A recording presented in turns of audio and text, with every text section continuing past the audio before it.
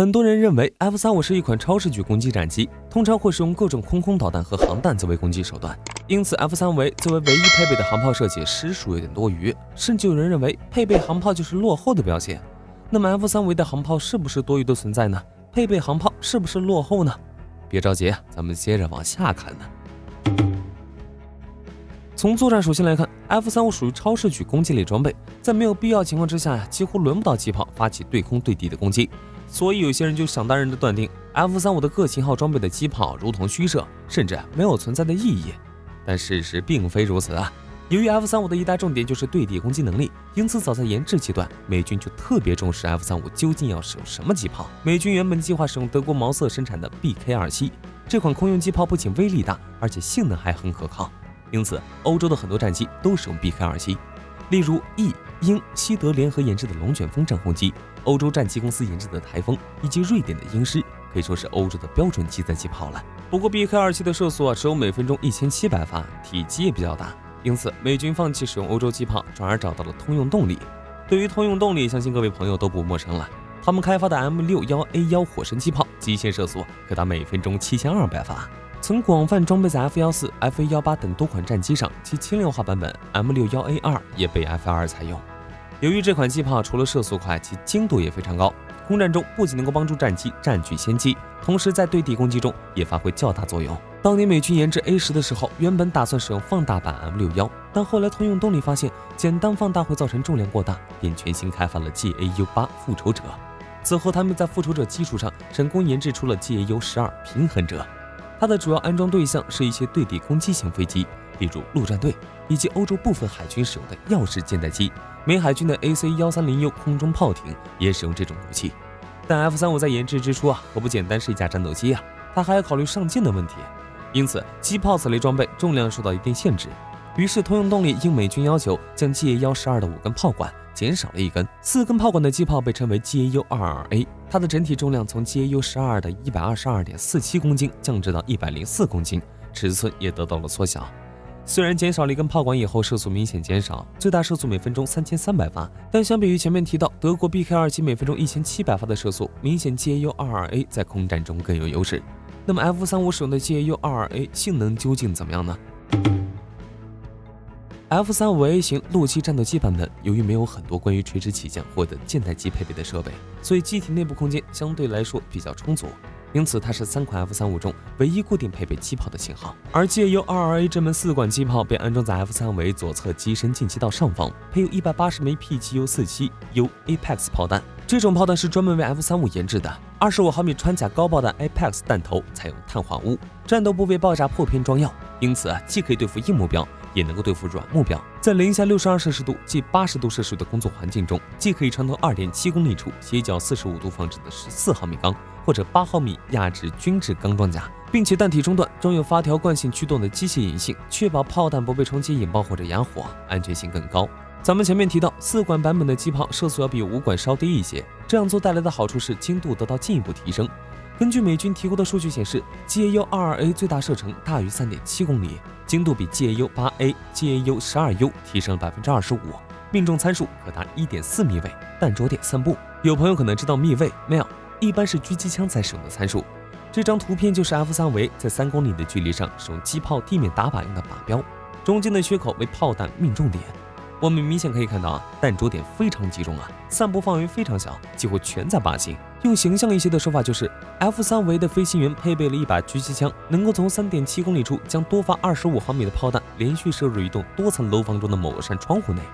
当然这种精度那肯定是比不上狙击枪的，但机炮这种武器能够在数公里外打出这样的好成绩，不敢说弹无虚发，也能够算得上是百步穿杨了。但由于 F-35属于隐形战机，因此不能够像苏27此类战机对自己的机炮毫无遮盖。在不开炮时，它的机炮舱门是关闭的，使用时向上开启。由于转管机炮的特殊性，所以只需要预留一个炮管空位就可以了。值得注意的是，如果大家仔细看它的外形 F-35A， 我们就会发现机炮安装位置有一条很明显的凸起，这证明 F-35在设计之初并没有完全照顾这门机炮的安装，所以只能够在后期的改进中尽可能的修形，以适应这门机炮。整体来说 GAU-22A 这门机炮在 F-35A 上还是非常紧凑和可靠的。既兼顾了强大的空战和对地攻击能力，也维持了它的隐身性。至于 F-35B 型和 C 型，则没有将机炮安装在机身内部，而是以吊舱的形式装备。这也是因为机炮的好处自然非常多，也有缺点。首先就是增加了机身的复杂程度，需要为机炮设计安装位置，并且考虑到射击时对机身其他结构的影响，而对于隐身战机来说，还要考虑到对整机隐身性能的影响。可以说，为了布置一门小小的机炮，很有可能花费巨额的资金啊！看到这里，部分朋友可能会觉得，使用吊舱是一种比较落后的行为啊。例如，当年越战时，美军就曾经因为过度迷信于空导弹，并没有给当时先进的 F-4配备机炮。实战中，又因为气候条件和自身性能，空导弹暴露出太多问题，以至于空战中 F-4屡屡被落后的米格21轻松击落。后来美军才临时为 F-4加装了机炮吊舱。不过 F-35的加装吊舱方式可是一种比较高明的做法哦。这可能和很多朋友想的不一样。正常情况下 ，F-35B 型和 C 型并不需要携带这种机炮吊舱，可以利用弹舱内的中距离导弹远距离解决对手，也可以使用先进的对地攻击弹药解决重点目标。真要到了挂载机炮吊舱的时候，那 F-35将会采用外挂武器的方案，本质上和现在的4代机和4代半战机没有什么区别。但注意，这个是战争的后期取得制空权的情况下，所以 F-35这种将机炮以吊舱的形式外挂在机身外面的做法是非常高明的。不但减少了机体的复杂程度，使用也更加灵活。很多人都认为 F-35的作战对象应该是别国的5代机，其实这个说法从本质上来说是错误的。毕竟现实战争不是游戏，聪明人多的是，各种取巧制胜的方法也有很多，没有人会选择对位作战。更何况是美国这种科技和实力几乎碾压其他国家的超级大国。正常情况下，美国其他非友好国家的5代机至少要比美国晚服役10年，甚至数十年。美国就像 F-14和 F-15巅峰时期一样，对其他国家拥有代差优势。因此 F-35主要作战目标还是非友好国家的4代半战机和较老的4代机。在这种情况之下， F-35的机炮用来空战的情况是非常少的，几乎说是没有。使用威力强大的远程空导弹就能够在第一轮空战解决对手，尽量不陷入和对方缠斗的地步。而如果真的进入缠斗阶段，那么2枚近距离格斗导弹也足以击中来袭目标。况且不仅是 F-35， 其他国家的5代机在作战时也会尽可能避免和对方空中格斗，都有射程超远的空导弹，何必费尽心思飞到对方脸前战个你死我活呢？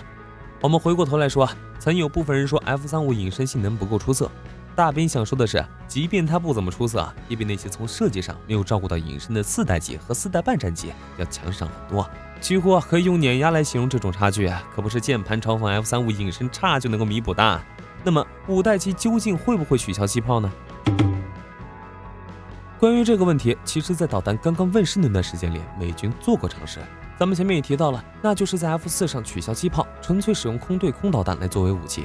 但由于那个时候导弹此类装备刚刚起步，不可靠性和近距离作战的局限性，让美军吃尽了苦头。此后几十年内，再没有哪个国家敢在战机上彻底取消机炮。然而目前的5代机已经广泛的出现在战场中，因此是否要将战机的机炮取消，让重新进入各国军方高层的讨论之中。支持取消机炮的人认为，导弹的准确性和可靠性在不断的上升，而且超视距空战已经成为未来的主流。未来的先进4代机只会依靠远距离导弹进行超视距攻防，根本不需要贴身空战。那么用于近距离格斗的机炮也应该取消。然而反对者持有明显不一样的观点，他们认为虽然超视距空战是未来的主流，但是随着战斗机机动性能的提升，远距离发射的导弹在燃料不足的情况下，对具有高机动性能的战机目标威胁并没有想象的那么高。况且隐身技术的发展使得雷达对隐身目标的探测距离不断缩小，不排除隐身战机凭借着较小的雷达截面积快速逼近，使得双方陷入近距离空战。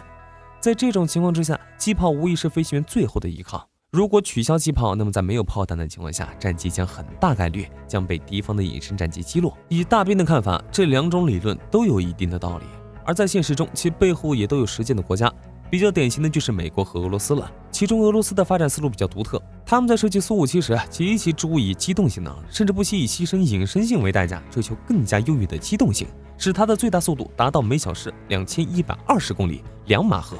当然了，也有部分原因是俄罗斯的隐身技术没有美国先进，所以对他们而言呢，迫近到对方的近距离内和对方战机进行空战是必要的，因此机炮也不太可能取消。而以美国为代表的一派则很明显支持取消机炮。例如在设计 F-35时就比较偏向隐身和战场态势感知，近距离机动那并不是重点。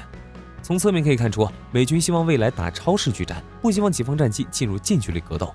总结结论呢，就是以5代战机为核心的空战体系下，只有傻子才进入贴身空战。在这种前提之下，机炮逐渐被导弹替代的概率也非常大。总之，取消机炮确实是有利也有弊。虽然不能够预计到底是取消机炮好还是保留机炮好，但隐身战机是串门用的，主要是为了打掉对方的预警器、雷达、防空导弹阵地。打掉对方战机基本都是大材小用啊，就像狙击枪一样，是远距离隐蔽打击敌方重要人员和火力点的。让他面对大批冲锋上来的步兵，那肯定是不如重机枪好使了。